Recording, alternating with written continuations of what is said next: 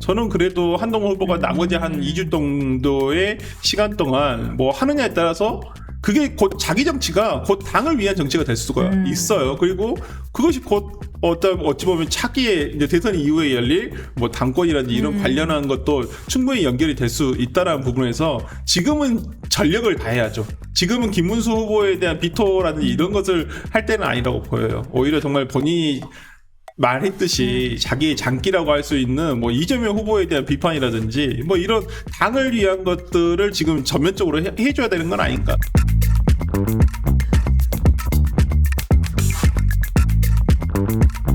김문수 후보가 5.18 묘지에 가서 눈물을 흘린 게 화제가 됐어요. 오. 그러니까 김문수 후보는 민주화 운동 관련한 유공자시잖아요, 스스로가. 네. 그렇기 때문에 좀 각별한, 그리고 이제 그 과거의 징역을 사시면서도 광주교도소에 수감돼 있는 상황에서 뭐 이러한 관련한, 그리고 특히나 박관현 열사와의 뭐 같은 방, 그 수감 장소가 같은 방이었다라는 부분, 이런 부분 등을 부각을 시키시면서 뭐 저는 김문수 후보가 민주화 운동에 대해서 얘기하는 부분에 대해서는 누구도 뭐 이의 제기를 할 수는 없을 거다 생각은 들어요. 다만 조금 아쉬웠던 것은 5.18 추모식에 참석을 하셨더라면 오히려 김용태 비대위원장만, 그리고 이제 국민의힘의 젊은 의원들이 주로 참석을 했습니다만은 김문수 후보가 참석을 했더라면 더 낫지 않았을까라는 생각을 해보고요. 근데 왜 안 하셨을까? 그러니까 모르겠습니다. 저도 뭐 보니까 뭐 일정 부분에 이제 다른 얘기를 하셨는데, 저는 뭐 그 전날이라도 가셔가지고 추모비에 어떤 거기에 행사를 하셨다는 부분은 그래도 진일보했다. 그러니까 5.18 민주화 운동은 모르겠습니다. 지금도 어떤 그 아주 뭐 외곽에서 들리는 뭐 음모론을 믿고 계신 분도 계시겠지만은 어찌되었건 5.18 민주화 운동을 공식적으로 인정해 준 건 김영삼 대통령 때부터였어요. 그러니까 저는 어떤 이 보수의 가치를 가지고 있냐, 진보의 가치를 가지고 있냐의 문제는 이미 떠났다고 봅니다. 그럼요. 하나의 역사적인 사건으로서 당시 군부 세력에 의해서 민주화 운동을 하다가 어찌 보면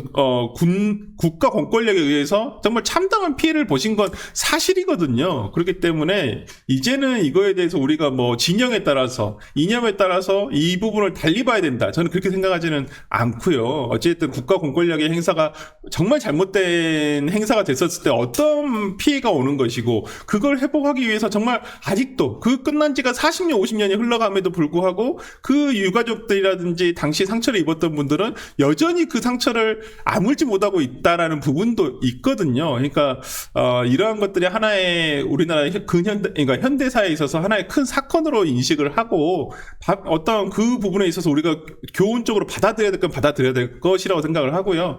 이제는 더 이상 뭐 여기와 관련한 어떤 잡음이 들려서는 안 된다. 그리고 보수 진영에서도 가끔 뭐 5.18 민주화 운동을 가지고 폄훼를 하거나 뭐 이러신 분들 계신데 이제는 그럴 필요가 없다라고 저는 보여요. 네.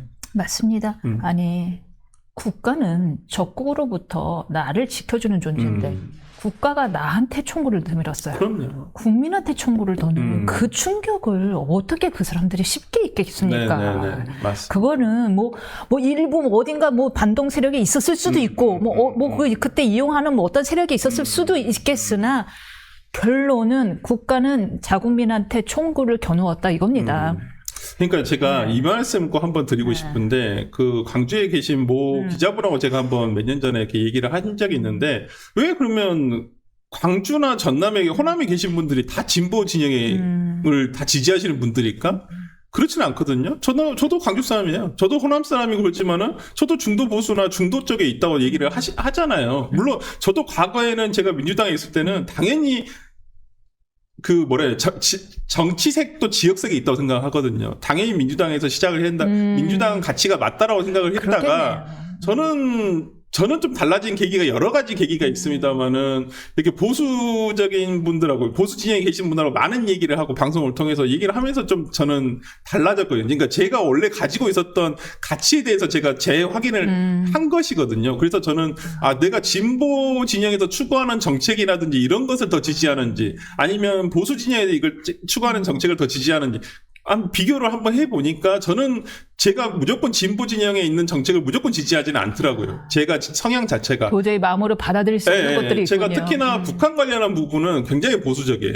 제가 뭐 지금 뭐 국민의힘에 계신 정말 뭐 여러분하고도 얘기를 해봤지만 그 부분들보다도 더 보수적이에요. 제가 북한 관련해서는. 그래서 이런 부분 등은 내가 여러 가지 지점에 있어서 진보 진영이 잘하는 것도 있고 뭐 보수 진영이 잘하는 것도 있지만은 그러한 여러 가지 부분에 있어서 좀 다른 부분이 있어요. 근데 그러면 그 호남에 계신 분들이 국민의힘이라는 보수 진영의 정당을, 대표 정당을 지지하지 않을까. 근데 여기에 그 트라우마가, 계엄에 대한 트라우마가 있더라고요. 너희는 언제든지 우리를 어떤 그렇게 무력으로서 짓밟을 수 있어. 이런 트라우마가 있기 때문에 보수 진영에서 어떤 유화책을 내는 거예요. 그게 진짜야? 그랬는데 윤석열 대통령이 계엄이란 걸 또 해버린 거예요. 거기에 대한 트라우마가 쉽게 가시지가 않는 거예요. 내 남편이 나를 때린 것도 20년 갑니다. 네, 맞아요. 내 국민이, 내 나라가 나한테 총구를 든 걸 그걸 어떻게 쉽게 했겠습니까? 네. 그걸로 내가 내 자식을 잃었으면은 만약에. 그럼요. 그리고 저 또한 제가 그때 5살, 6살 때였거든요. 그때도 기억은 좀 나요. 일부분. 그렇기 때문에. 근데 저와 같은 기억을 공유하지 않은 사람도 있을 거예요. 지금 80년대 이후에 태어나신 분들은 모를 수도 있죠. 근데 70년대 중반, 70년대 초반에 아니면 그 전에 태어나셨던 분들은 생생히 기억을 하고 계시거든요. 그렇기 때문에 여기에 대한 어떤 보수 진영에서의 과거 이제 군부 독재 정권에서 이어지는 건 아니겠지만은 직접적으로 그래도 이제 우리가 보수와 진보를 굳이 두 개로 나눠서 생각을 하면 아무래도 보수 진영 정당이 과거에 어떤 전두환 군부 독재 세력을 이어받았다고 생각하시는 분들이 많기 때문에 그렇죠. 저는 이런 부분에 있어서 조금 더 진정성을 가지고 다가서야 되지 않을까. 되는데 그 트라우마를 건드린 게 윤석열 대통령이다 하는 그건 말씀을 어쩔 수 없죠. 주셨어요. 네. 그런데 윤 대통령이 바로 토론회 하루 전에 자진 탈당을 하면서 김문수 후보에게 힘을 모아달라고 부탁을 했는데 어떻게 보십니까? 뭐 만사지탄입니까? 아니면 뭐 그래도 도움이 될 거라고 보십니까? 뭐 도움이 안 되지는 않을 거라고 마이너스는 보여요. 아니나? 네, 마이너스는 아니지만 그렇다고 큰 플러스가 될까?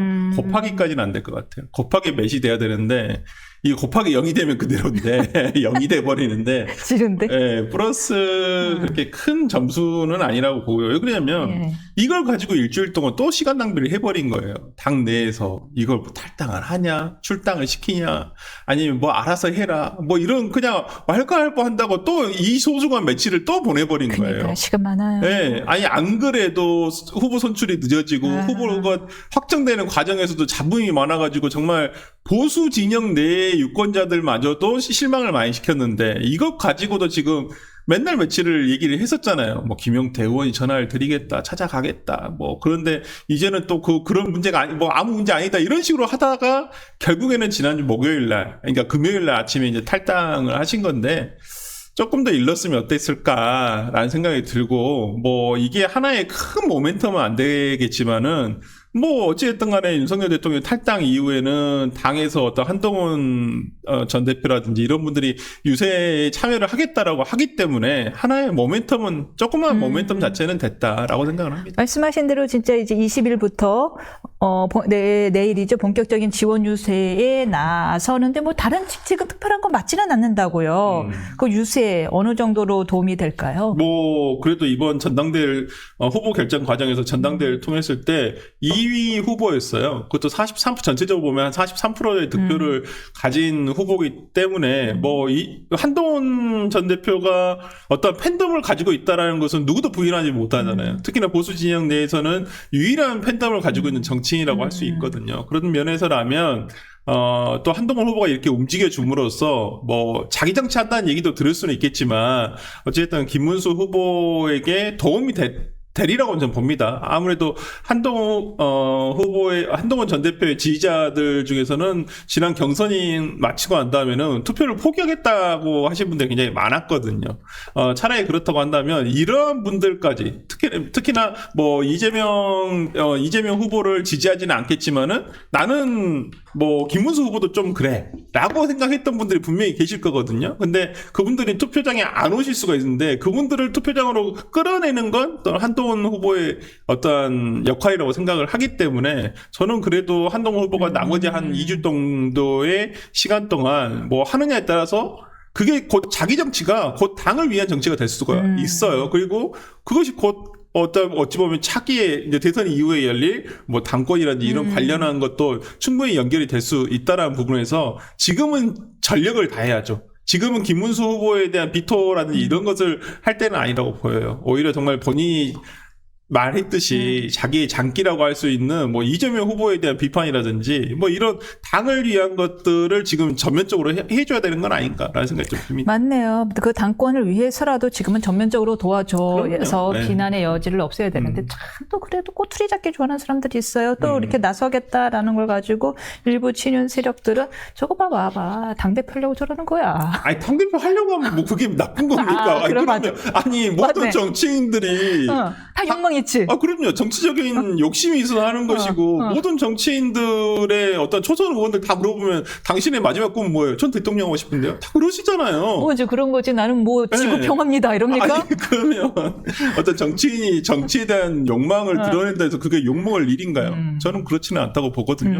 아니 그러면 그걸 그걸 또 막으시려는 분들이 계실 거 아니에요. 그분들도 다 그분들의 정치적 욕망이죠. 그러네. 예. 그걸 가지고 뭐라고 하면 좀 이상한데. 자기들도 자기들 욕망이면서. 네, 맞죠. 하와이 특사단이 출국했어요. 유상범 의원 등이 김문수 후보가 이제 직접 쓴 손편지를 들고 갔는데 원래 둘은 이제 예전에 정계 입문도 같은 해 했었고 그렇죠. 정계 입문 네. 동기잖아요. 네. 그래서 뭔가 각별했던 사이를 이번에 경선 과정에서도 보여주셨는데 이 홍 전 시장 이재명 후보로부터도 수차례 러브콜을 받았는데 과연 어떻게 마음을 돌릴 여지가 있다고 보십니까? 글쎄요. 그러니까 오시지는 못할 것 같고요. 오시면 대박인데. 오시면 약간 좀 대박이에요. 왜 대박이에요? 아니, 오시면 그래도 홍준표 시장이 그래도 국민의힘에 대한 마지막 뭐 이미 당은 떠나셨지만 그래도 일단 좀 마지막 그래도 이런 뭐 봉사? 저는 오히려 오신다고 하면 본인의 정치 생명은 더 연장될 것 같아요. 오케이. 정계 은퇴가 아니라 오히려 더 연장될 수 있다고 보는데 시지는 쉽지는 않겠지만 뭐 그 과거와 같이 어떤 국민의힘에 대한 뭐 비판이라든지 이런 것들을 조금 거두시지 않을까라는 생각이 좀 들고요. 아니 그래도 뭐 홍준표 시장한테 뭐 본인 그러면 선거날 투표하신다고 하면 누구 찍으실 거예요 하면 뭐 이재명 후보 찍겠습니까?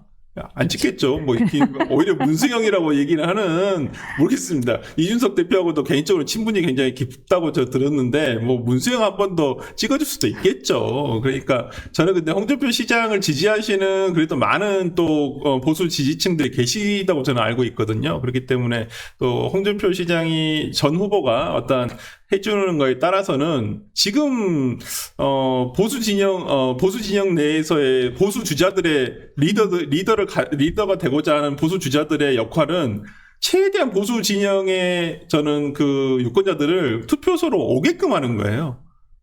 그게 제일 중요하지. 뭐 다른 게 더 중요한 게 아니에요. 이재명 후보를 뭐 비판하고 이게 중요한 게 아니라 이 사람들이 실망한 보수 유권자들을 어떻게 하면 투표소로 데려올까? 이게 제일 중요하죠. 여차하면 지금 정동영 후보보다 낮은 득표율이 나오게 됐어요. 그럴 수 있죠. 네, 지금 그때도 안 나갔잖아요, 그냥. 그렇죠. 리버스 2007년도 대선이 될 확률이 굉장히 지금 지난주 여론조사상으로는 그 확률이 굉장히 높죠. 지금 굉장히 퍼센트 갤럽 기준으로 했었을 때는 거의 한 20% 정도의 차이가 난다고 본다고 한다면 그런 현상이 없으리라는 법은 없죠. 여기서 민심의 지표를 확인해 볼 수 있는 방법이 있는데 어떻게 설 변호사님 투표 나가실 겁니까? 저는 가죠. 오, 네, 저는 가죠. 그래도요. 네, 저는 무조건 가는데 예. 아직 누구를 찍을지는 정하지 않고 저는 공약 보고 찍습니다. 공약 보고 그다음에 네. 남은 기간 선거운동 어떻게 하느냐에 따라서 좀 달라질 거라 생각을 하고요. 네. 뭐 민주당 이재명 후보 같은 경우는 거의 결집이 다 된 걸로 보여요. 거의 유권자들조차도 결집이 거의 다 좀 완벽하게 이루어졌다라고 생각이 들고요. 그에 반해서 좀 보수 진영 같은 경우에는 조금 느슨해요. 아직까지는 결집이 안 됐다는 느낌이고 오히려 이제 뭐 결집이 안 되기는커녕 오히려 지금 반문수 텐트가 만들어지고 있어요. 뭐 이쪽에서 나가서 절로 가고 있잖아요. 그렇죠. 약간 좀 네. 그런 부분도 있는데 뭐 네. 저는 보수 진영의 뭐 김상호 의원이나 김용남 전 의원이 허은하 전 대표라든지 이런 분들이 뭐 민주당 쪽으로 뭐 가시거나 아니면 가시려고 한다라는 부분은 뭐 그럴 수 있다고 봅니다. 항상 대선 때는 장이 열리면 약간 뭐 움직이기 마련이거든요. 그리고 정치인이 어디를 움직이는 데 있어서 가장 중요한 게 명분 아니겠어요? 근데 명분이 가장 잘 서는 게 대선이에요. 솔직히 말씀드려요. 왜냐하면 대부분의 어떤 뭐 대권 후보로서 역할을 할 만한 정도의 정치인이 아니라고 한다면 대부분의 목표가 총선이잖아요. 아니면 뭐 지방자치선거 이게 대다수인데 그런 지금 뭐 김용남 전 의원이라든지 허은하 전 대표라든지 이런 분들은 대부분 총선을 아마 노리거나 아니면 뭐 지방자치단체 정도 아니면 그것도 약간은 광역자치단체 정도를 노리시는 분들이 많으실 건데 그 정도가 되려면 그때 그 전에 움직이는 건 좀 그렇잖아요. 근데 지금 대선 때 일단 움직여 놓으면 그 다음을 노릴 수가 있으니까 저는 그런 면에서 뭐 움직이는 걸 가지고 뭐라고 하겠습니까? 이러하니 네. 저는 뭐라고 하고 싶어요. 이러하니 이번에 이재명 후보가 그동안 감감무소식이더니 개헌에 대한 입장을 이야기했잖아요. 네. 깜짝 쇼처럼. 대통령 4년 연임제 대선 결선 투표제 도입하고요. 그다음에 국회 권한 더 강화하는 방향으로 하였습니다. 이렇게 다들 사실 뭐 한 명에 한두 명 빼고는 다들 국회의원이 목표인 사람들이 가니 국회의 권한은 여전히 자꾸 강화되는 방향으로 갈 수밖에 없어요. 그러니까요. 지금 네. 대통령의 권한이 센 건 사실이에요. 헌법상. 원래 이제 우리나라의 헌법 개정의 역사라는 것은 초제왕적 어떤 대통령의 권한을 축소하는 방향으로 갔던 것은 사실이고, 왜냐하면 과거에는 의회의 권력이 훨씬 더 약했거든요. 대통령이 우리는 약간 우리가 왕조 국가를 이어받았기 때문에 현대 대한민국이라는 나라가 약간 대통령을 왕이라고 생각. 그때 대통령을 나라님이라 부르는 사람도 그렇죠. 있었어요. 있었죠. 아니 지금도 어른들은 그렇게 생각하시고 나라님. 모르겠습니다. 윤석 대통령 그래서 왕자를 세게 되는지는 모르겠는데 네. 하여튼 뭐 그런 씁쓸한 기억이 있습니다만은 하여튼 뭐 그런 부분에 있어서 이 권한을 굉장히 축소시켜온 개헌의 역사라고 생각을 하는데 그에 반해서 의회는 굉장히 약했거든요. 그리고 의회가 이렇게 양당제가 견고하게 있었던 적은 별로 없었어요. 그전에는 3당 내지 4당 체제로 보통은 3당 체제로 이렇게 운영이 됐던 게 사실이었는데 지금은 오히려 양당제가 격화가 되고 한쪽 당에 너무 많은 의석수가 쏠리면서 의회 권한을 최대한 행사를 해버렸죠. 근데 그 행사를 하는 것까지는 좋아요. 뭐 있는 권한이니까 행사할 수 있겠죠. 근데 이것이 위헌까지는 아니어도 부적절하다는 거에 대해서는 상당히 많은 분들이 공감을 하고 계시거든요. 근데 지금은 오히려 위헌적인 이 선까지도 넘어가려고 하는 부분이 있어서 굉장히 우려가 깊은 거죠. 근데 이걸 막아주던 게 그나마 대통령의 거부권이었는데 이것마저도 지금 이제 무력화될 확률이 굉장히 높아지다 보니까 걱정이 안 될 수가 없는 거죠. 그래서 의회의 권한을 저는 좀 축소시킬 필요도 있다. 근데 지금 의회의 권한을 계속 강화시키고 있거든요. 감사원도 의회 소속으로 돌리자. 뭐 이건 예전부터 논의가 있었던 건 사실입니다. 감사원이 대통령의 소속으로 돼 있습니다만 독립된 기구로서 하고 있었는데 실제 감사원이 어느 정부에서나 어느 정권에서나 진보 진영이든 저쪽 진영이든 보수 진영이든 정말 어떤 독립성, 대통령으로부터 독립돼서 그렇게 감사를 제대로 공정하게 했었는지 이런 부분에 대해서는 조금 의심을 받을 만한 여러 사건들이 몇 개는 있었거든요. 그러니까 뭐 그런 특히나 뭐 예를 들어서 이명박 대통령의 4대강에 대해서 박근혜 대통령 감사원에서는 4대강이 위법이라고 그랬었어요. 어떤 부적절한 사업이었다라고 해서 굉장히 그걸 다시 한번 뒤집어 봤었거든요. 그렇기 때문에 저는 그러한 부분에 있어서 감사원을 의회로 돌린 것까지는 좋다고 봅니다. 그건 뭐 기존에 논의가 있었던 건 분명한데 검찰의 영장 청구권을 독점적인 영장 청구권을 없애겠다 이런 부분이라든지 나머지 부분에 대해서는 조금 더 논의가 돼야 되지 않을까. 이게 과연 여야 모두의 합의로 과연 통과될 수 있는 개헌 아닌가라는 생각은 좀 들고요. 개헌에 대한 의지가 있는지도 약간은 의심은 좀 들어요. 그래요. 네, 그래요. 저는 하나의 이제까지 대선 후보 중에서 개헌에 대해서 얘기하지 않은 부분은 없었거든요. 근데 어저께 이재명 후보가 얘기한 것은 아마 토론회를 앞두고 하나의 저는 미리 준비된 카드였다라고 생각이 들었고요. 저는 제일 처음에 봤었을 때 이거 오해할 수 있게끔 나왔었어요. 4년 중임제로 한다는데 이 본인도 한다는 얘기인가? 연임제를 한다는 얘기가 그러니까 본인도 한다는 얘기인가? 개헌안에 약간 그렇게 오해받을 만한 워딩이었거든요. 그리고 임기 단축이란 말이 없더라고요. 임기 단축이 없는데 어떻게 최대한 빠르면 내년 지방선거 아니면 그 다음 총선에서 이걸 같이 하자라고 하지? 라는 생각이 좀 들었거든요. 그래서 본인에 대한 임기 단축 내용이 전혀 없다라는 부분에 있어서는 조금 그 진정성이 조금 의심받을 만하겠다라는 생각이 좀 그렇게 들더라고요. 극단적으로 말씀하지 마세요. 너무 단순하게 보시는 그리고 거고요. 저는 개인적으로는 잠깐 선거 토론 패러디한 겁니다. 제가 비난한 게 아니고요. 저는 개인적으로는 총선과 대선을 일치시키는 건 저는 개인적으로 별로 반대예요. 저는 오히려 이것을 나눠야 된다 생각해서 저는 개인적으로 5년 다 채우셔도 된다고 생각해요. 3년 굳이 하실 필요 없다. 5년 뒤에 지방선거 할 때 그냥 대선과 같이 있으면 좋겠다라고 저는 개인적으로 생각을 하는데 뭐 다들 지금 3년만 총선하고 대선을 같이 일치시키자고 하시는 분들이 많으니까 그거 이제 뭐 정치권에서 판단을 하고 국민의 선택을 받으면 될 문제이긴 합니다만은 그런 부분에서 어떻게 이재명 후보가 내놓은 개헌안이 근데 뭐 본인은 안 된다는 게 자기 때 그때 대통령엔 안 된다는 게 헌법에 적혀져 있으니까. 그렇죠. 우리 그거는 128조에 있죠. 예. 근데 그것도 고칠 수 있지 않나요? 그렇군요. 뭐든 한다. 아니 고칠 수 있니?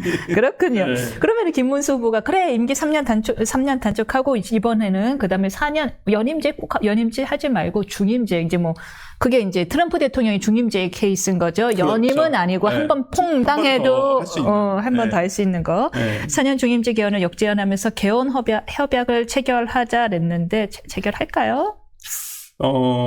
저는 진정성이 있으면 만약에 이재명 후보가 대통령이 당선이 된다고 하면 그 즉시 개헌에 대한 어떤 정말 실질적인 논의 기구를 만들어야죠. 의회와 정부와 한꺼번에 해가지고 그리고 의회도 어떤 모든 정치 권력들이 참여할 수 있는 그러니까 기존에 그 개헌안에 대한 논의는 엄청 많았어요. 워낙 이게 뭐 한두 해 전에 나온 얘기도 아니고 정말 오랫동안 논의가 됐던 얘기고 저는 기본적으로는 기본권에 대해서도 조금 더 디테일하게 규정이 돼야 한다고 생각을 하거든요. 권력 구조에 대한 것은 뭐 정치권에서 자기 이득에 따라서 달라질 수 있는 부분인데 국민의 기본권 파트는 오히려 국민들이 직접적으로 그 영향을 받는 거잖아요. 그러니까 제가 항상 뭐 A씨로 들은 말씀이 삐삐도 안 나오던 시절에 만들어진 헌법을 가지고 저기 삐삐가 뭐예요? 카폰도 없던 시절이었어요. 네, 진짜로 그런 시절에 만들어진 헌법을 가지고 칼라 TV도 없던 시절에 우리가 지금 87년생이구나. 87년도. 87년도잖아요. 그러니까, 칼라 TV는 있었다. 삐삐도 없었어요. 근데